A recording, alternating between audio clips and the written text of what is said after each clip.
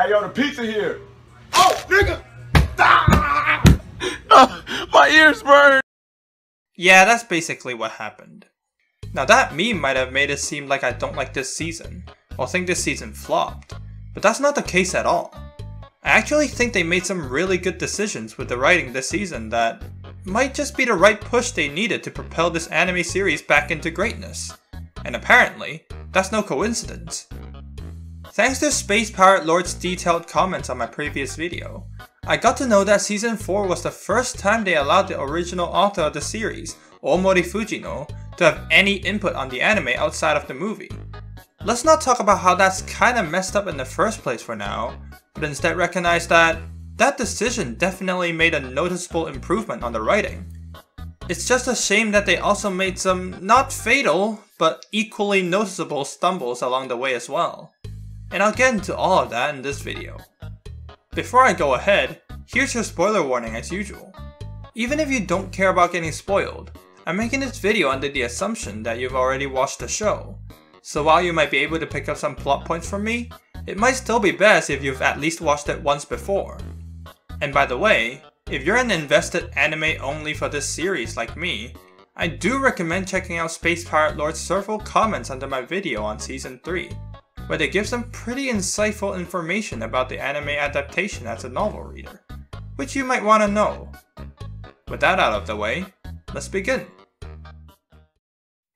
Overall, the writing really feels smoother and more connected than before. There were a lot more setups and foreshadowing that ties the whole story together. Some aren't that significant and are a bit more obvious. Like how Haruhime commenting on the fast currents of the water obviously leads to someone falling in later, and how the characters stumbling upon the strange holes and wondering about them leads to the appearance of the lambton. But there were some really clever ones too, like how Belle breaking the dungeon walls to stop monster spawns seems like just world building, but that actually sets up to what happens if you destroy the dungeon too much, which is, you know.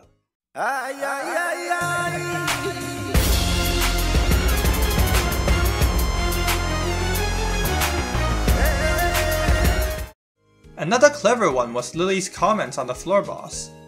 That one was quite unsuspecting since it stemmed from Cassandra understandably correlating the tragedy in her dream to the floor boss, which makes it natural for her to bring it up. Then, again, it hides that under the guise of world building and pulls the rug out from under you when the boss actually spawns despite what Lily said. That works especially well when the topic was brought up by Cassandra, who at this point is just the embodiment of this line. I have a bad feeling about this. And she never gives any evidence to back up her claims. That's a nice argument, Senator. Why don't you back it up with a source? My source is that I made it the fuck up. So of course you would dismiss Cassandra's crazed ramblings in favor of Lily's factual info, making the surprise later, well, more surprising. There was also this moment early in the season where Aisha comments on how Belle's presence has a major influence on the party. Not only does it call to one of the themes in this season, it also sets up the moment when the party needs to work without Belle later, and even onto Season 4 Part 2, where the party suffered from low morale when facing the floor boss since Belle isn't there, with Aisha commenting on those moments too to tie it back to her first comment about Belle's influence. Another overall improvement comes in the world building. Not only did the world building come in the form of hidden foreshadowing like I said, but they also just put in some insignificant little things, like Lily telling us what the Hestia Familias mission actually entails, and when the party finds some material that's apparently super valuable and gets excited over how much it will sell for. I really like how Welf says that this is starting to feel like an expedition. It actually feels like this kind of thing is something that would happen on a regular basis in this world.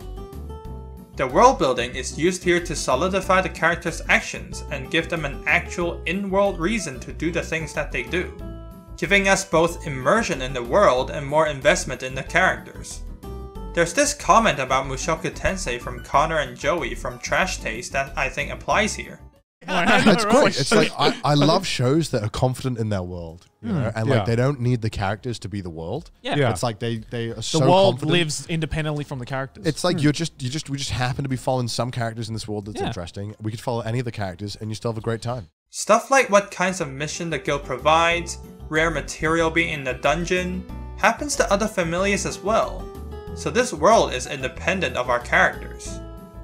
And Belle's party isn't going on some special hero's journey to fight the Demon King or something, so we're not seeing them drastically changing the world with every action. Or as Connor puts it, the characters aren't the world here. Not only is that good world building, I say it actually fleshes out the characters even better. Since by putting them in a situation that could happen to anyone else, they can stand out against the rest of the world and show how they are special, being more engaging than if they were just the only thing significant in the entire world. With this kind of effort put in foreshadowing and world building, do you know what that kind of reminds me of? That's right, it's like how someone would write a novel. Without the aid of visuals and audio, novel writers need to use their writing to squeeze out every bit of engagement out of you. And I think that comes through in the writing this season. And it does feel like the original author is actually involved this time around. It's a breath of fresh air, and I really hope they keep that up. But now onto some more specific points, let's talk about the first half of the anime with the whole Moss Huge situation. This is possibly also another result of the author being able to have input on the writing this time around, but it feels like the anime switched gears somewhat, and pulled a lot of the solo spotlight that Belle got onto the other main characters. During this part, a lot of emphasis was put on the relationship the main characters have with Belle. We see Welf, who is fired up by Belle's strength and wants to surpass him. We have Mikoto, who admires Belle's bravery in the face of danger and aims to be like him. Of course we have Lily, who was touched by Belle's kindness from the very beginning and strives to be better for him. And we have Aisha, who takes a step back and witnesses the strength these bonds bring about along with us. We honestly didn't get much of this kind of characterization for these characters in the past seasons, so it's really nice to see some love given to them as well. It's not anything crazy yet, but again, it's a step in the right direction. And of course, by talking about their bonds with Belle, Belle's significance is also put on display, showing how he supports the team not just in fighting, but mentally as well. But they might have taken a bit much away from Belle here, because while Belle and the rest of the party were split up, I found myself not engaged with his journey back to the party at all. Since the quote-unquote villain here is just a really strong monster, Belle doesn't really have any other reason to fight it other than to save his friends. The Moss Huge doesn't symbolize anything that Belle needs to overcome in particular, and it's basically just a boogeyman type character that Belle needs to kill for the story to go forward. As such, I couldn't really feel a particularly strong sense of urgency for Belle to get back to the team, at least not until the very end where the party is in active peril. For a good part of this arc, he just sat in the sidelines, both literally and figuratively. And guess what he does while in those sidelines? That's right, wish fulfillment time with Mary. Yeah, it's pretty obvious that this is my main gripe with this part of the story. I mean, the first thing this mermaid girl does is immediately break the tension from the Iguazu encounter with the boob joke. Then do the exact same joke just 8 minutes later. Then of course, we have all the typical wish fulfillment stuff. You know the deal. The new girl immediately falling in love with Belle, her leaning on him, hand holding, ugh. The good old drop the honorific, just call me by my name trope. And of course, Oh! Ew! Dude! What the fuck?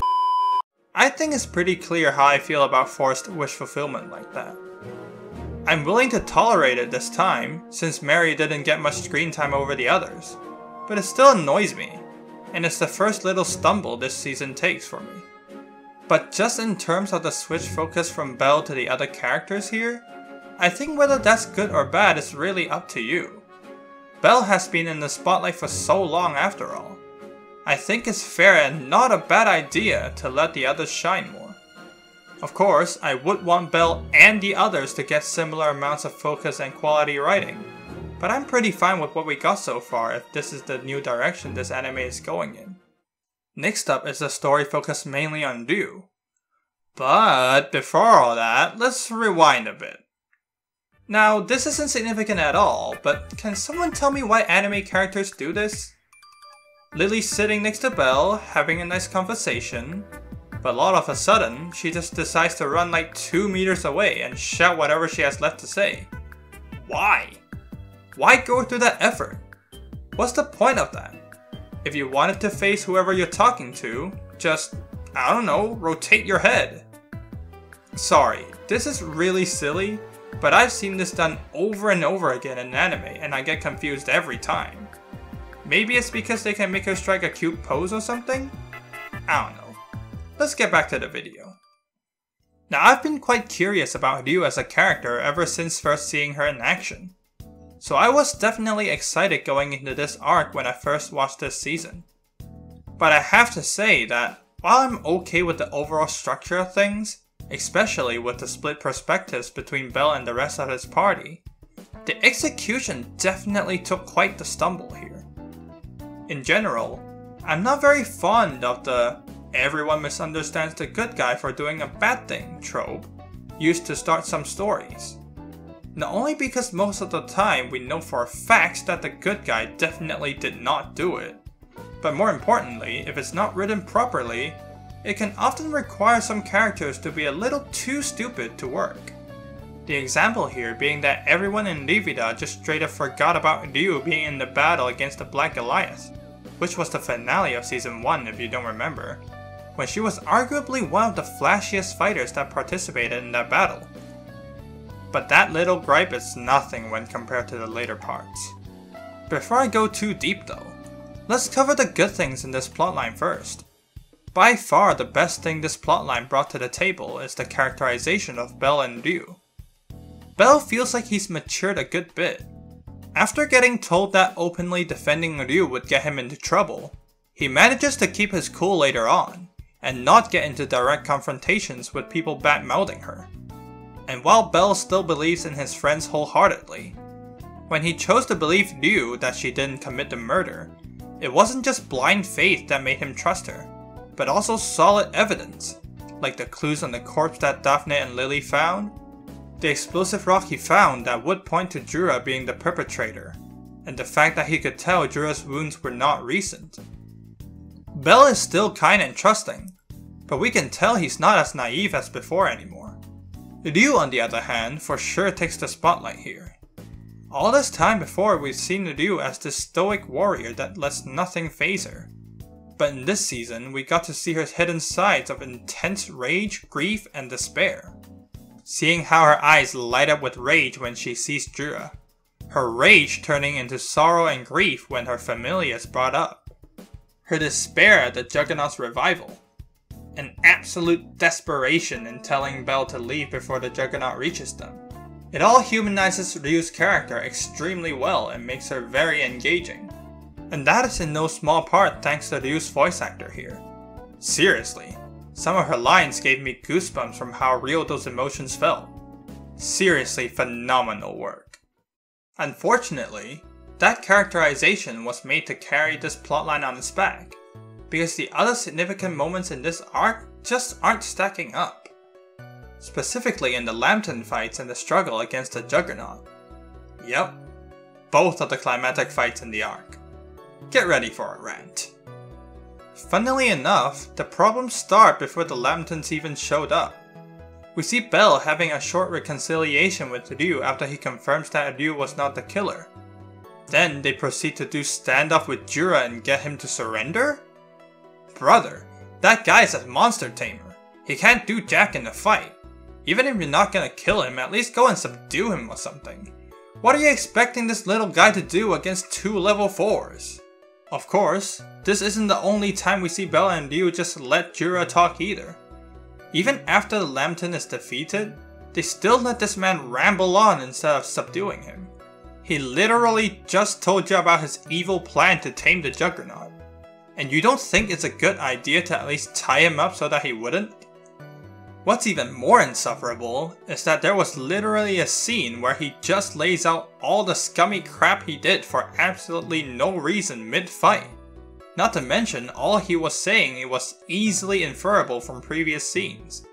So basically, how they dealt with Jura was pretty bad and nonsensical. But onto the actual fight with the Lambton. While it's not all bad, there were some really questionable shots in there. Like this shot with Ryu getting surprise attacked by the Lambton.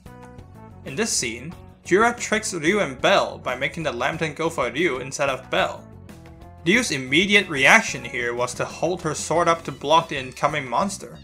But after cutting away to Bell shouting at Ryu, we see her in the next shot jumping over the monster to dodge it. Those two shots did not connect at all. Forget about the motion not linking together. Ryu here is motionless in one shot and floating across the air in the next. Bell isn't free from bad animation here either. Or rather, a lack of animation.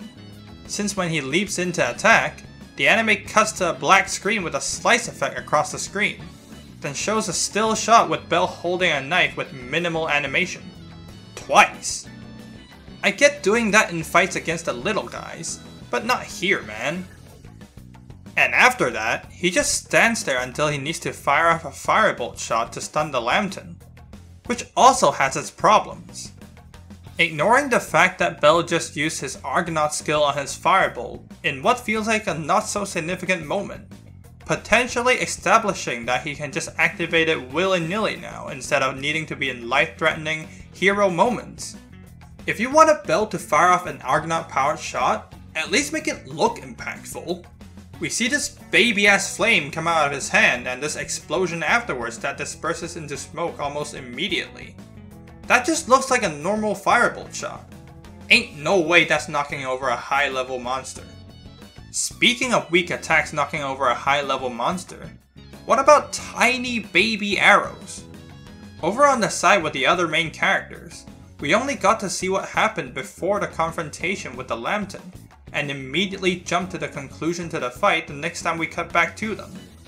And in that, we see Welf and Oka block the charge of the Lambton head on, which I call absolute BS on. I don't care if they're level boosted. You saw how this big ass snake tore through the terrain. Even if they manage to block his attack, they're getting pushed aside at least. We then see Chikusa fire off an arrow, which stuns the giant snake. Now I don't know how this fight originally went in the novel, but from how the anime presents it, all I see are some tiny arrows stuck in the Lambton's cheek and no other visible injuries. Which leads me to believe Chikusa was the only one doing DPS up until this point, and managed to stun the thing with her 18th arrow. Yes, I counted. I looked it up as well.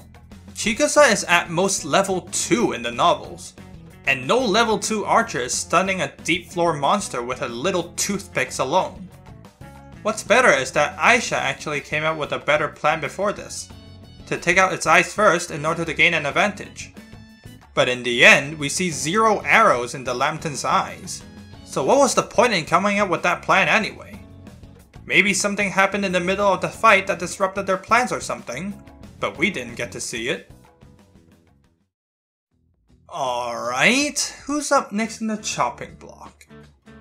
Ah, of course, Mr. Juggernaut himself. When I first saw the Juggernaut in action, seeing it tear apart adventurers like it's nothing, I knew it was going to be bad news. Since we know the protagonist will survive no matter what, without some extremely competent writing, it's so easy to run into situations where the characters just have blatant plot armor when you introduce an insurmountable threat like this. And well, that's what happens here.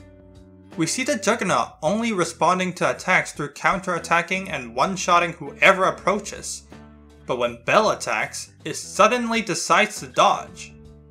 It had no reason to respond differently from what we know, but let's keep moving. Bell then gets hit by the firebolt reflected back to him, giving the Juggernaut an opportunity to attack. Before Bell can respond, it goes in and slices off Bell's arm? This thing went for central body mass with his claws almost every time before this. But with Bell, it just decides to go after a single limb and follow up with a tail whip to the neck. I mean, the tail whip would have been lethal in normal circumstances if not for the scarf Bell had. But the Juggernaut didn't really have a good reason to do that instead of going for the good old divide by 2 it did on so many other adventurers. But of course, the fun doesn't end there, because we then see Bell come back with Mary's help, who was a complete deus ex machina by the way. Girl came through right as Bell needed the full heal. And now Bell can all of a sudden land solid hits on the Juggernaut. And I don't just mean deflecting blows. The guy just stands there and takes all sorts of slices and stabs. I mean, just look at it. The guy isn't even trying to dodge. Bell doesn't just have plot armor at this point. Mans has a whole plot knife that allows him to stab stuff when the plot needs him to. But don't you worry, even if that's the case, it doesn't mean that plot armor is in short supply here. Ryu obviously got some given to her as well. When Boris just stood there doing a flashback, Ryu had to go in and take a hit for him. But of course, the tail just happened to miss her vitals. And the stab somehow turned into a slash so it didn't even go through her shoulder. You know what the funniest thing is though? Neither Bell nor Ryu got the tankiest plot armor. It was freaking Boris that got it. I mean, just look at him. He came out of the fight completely unscathed. Look at this shot. Instead of getting stabbed or yeeted across the room, Mans get knocked back like 5 meters, not a scratch on him. And here, Mans was blocking the reflected magic with a tiny little magic dagger. All his friends got put in the fryer and got turned extra crispy, but nope, not a scorch mark on him. Forget about Bell. This man's Boris is the real protagonist here. Or he would be if he wasn't a goddamn idiot that told his mages to cast magic even after seeing Bell's spell get reflected. Again, I'm not sure how it was in the novels, but the presentation here really doesn't work that well. Like I said, when you have an unbeatable boss in your story, you need to know how to present it. Because if you don't, you end up with what we got here. Plot armor everywhere. You get a Plot armor. You get a Plot armor. Everyone check under your seats. They're Plot armor. for everyone. Yeah. I know I just ranted about the final fights of this season like crazy, but I still mean it when I said that this season saw an overall improvement over the previous 2. What I said in the beginning still stands. Thanks to having the original author involved, the writing got a big boost. We started seeing a ton of good setups and foreshadowing. The other main characters got a chance to shine, and the world building felt more in depth. Regardless of how hard they tripped over in the final fights, those are still really solid, and I can tell that this is a step in the right direction for the storytelling. They definitely stumbled, but it's not like they fell off a cliff or something. They just fell down the stairs, and all they gotta do is try again with the same mindset. If they manage to keep this level of storytelling and improve upon that, I can see that doing quite well for the adaptation going forward. I mean, Bell and Ryu ended up in the White Palace. No. The White Palace in the Deep Floors in Danmachi. Yeah, that's right. They ended up in the Deep Floors, so that's bound to be pretty hype. And hey, look at that! It's going pretty well so far. And with that, I suppose that's it for the season by season Danmachi videos for now. Season 4 Part 2 isn't going to end until a few weeks later, so the next one of these kinds of videos will have to wait. If you haven't watched my other videos on the past seasons of this anime, please do go check them out. In the meantime, if you have anything you want me to make a video on, do let me know. It can be something specific in Danmachi, it can be some other anime, just throw it at me. I'm planning to make a video on Mushoku Tensei next, given that Season 2 is coming soon, so do look forward to that. And if you have anything you want to talk about in this season, please also put it down in the comment section. As usual, like if you liked, dislike if you disliked, and subscribe to see more of my content. That's it for this video. I'll see you in the next one. Bye!